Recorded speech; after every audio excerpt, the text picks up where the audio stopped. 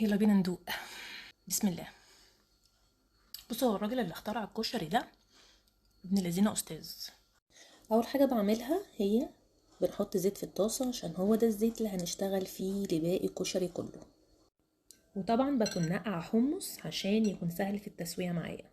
بقطع بقى البصل حلقات رفيعه بالمنظر ده، فكيته بقى من بعضه كويس، بدرته بمعلقه دقيق ومعلقه نشا وهنقليه في زيت سخن.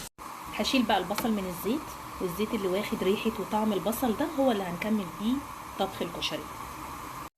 وهسلق بقى الحمص واخليه يغلي كده في حله جنبي طول ما انا شغاله في الكشري. هسلق كوبايه من المكرونه، ممكن نزود كمان شويه سباجيتي لو حابين. وهسلق كوبايتين من العدس نص سلقه بس عشان لسه هيستوي مع الرز. يلا بقى نعمل الصلصه. شويه زيت من اللي فضلوا من البصل وشويه توم محترمين عليهم، وهحمر بقى التوم ونسمع الطشه.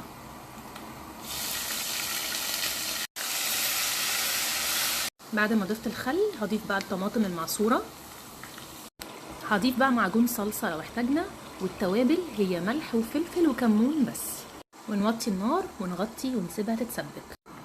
العدس اتسلق نص سلقه خلاص، هاخده بقى من الحله دي في طبق بالميه بتاعته دي، مش هرميها عشان هي دي اللي هتديني لون الكشري زي بتاع المحلات.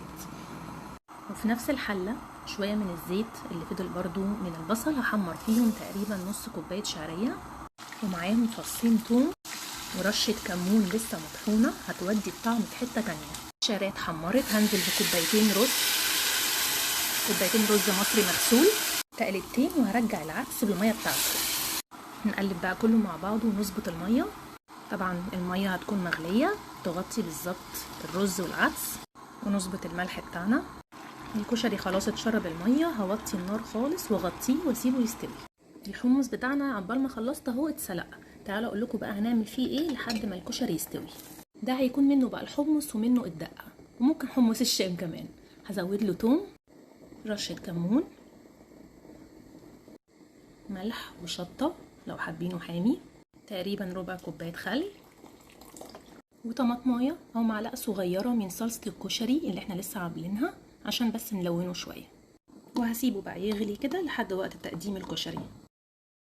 وعشان اعمل الشطه بحط توم وشطه ومعلقه من الصلصه. ما تنسوش تزودوا معلقه صغيره من زيت البصل على المكرونه وقت التقديم، تخلي طعمها وريحتها حلوه.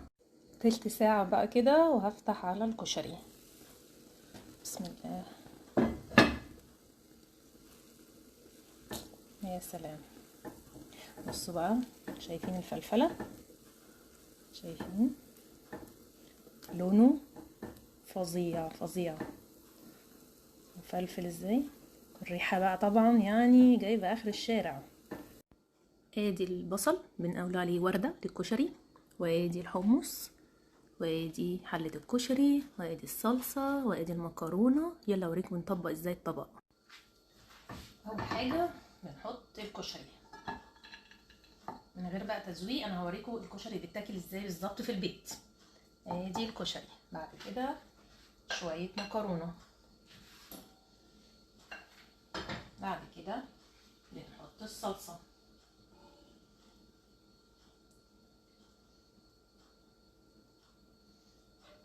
كل واحد بقى وذوقه، حط صلصه كتير قليل براحتكم. البصل كتير، ده احلى حاجه. شايفين مقرمش ازاي؟ هيفضل مقرمش كده لتاني يوم. بعد كده الحمص والدقه. ادي الحمص والدقه. معلش انا بحب اكسترا دقه. واخر حاجه الشطه. يلا بينا ندوق. كده بقى نروح واخدين من ايه، كده كده كده كده، وتروحوا ايه. بسم الله.